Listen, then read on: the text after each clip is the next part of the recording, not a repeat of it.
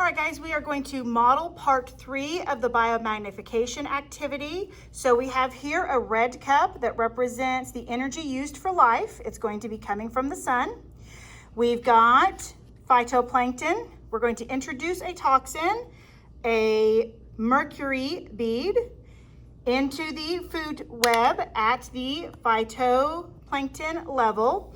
Phytoplankton are the producers for aquatic ecosystems. The sun's going to add energy in the form of photosynthesis. Now, the phytoplankton are going to use 90% of that energy. Only about 10% is going to be passed on to the zooplankton. So I'm going to remove 90%. So I'm going to measure it out here. It's going to take me 2 tries. There's 1 dose.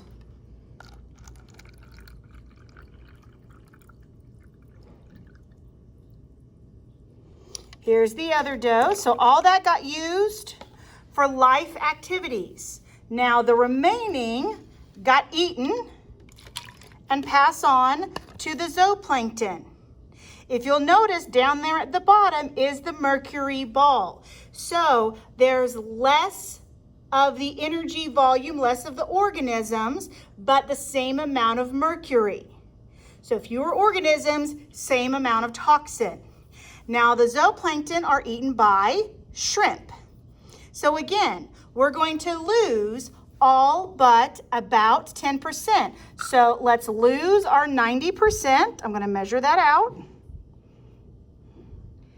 Again, it's going to take me 2 tries here.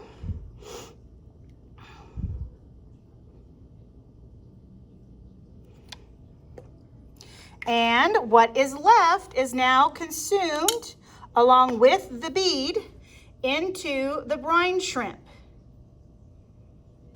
Now the brine shrimp are then eaten by small fish. Okay, again, we lose all but 10%.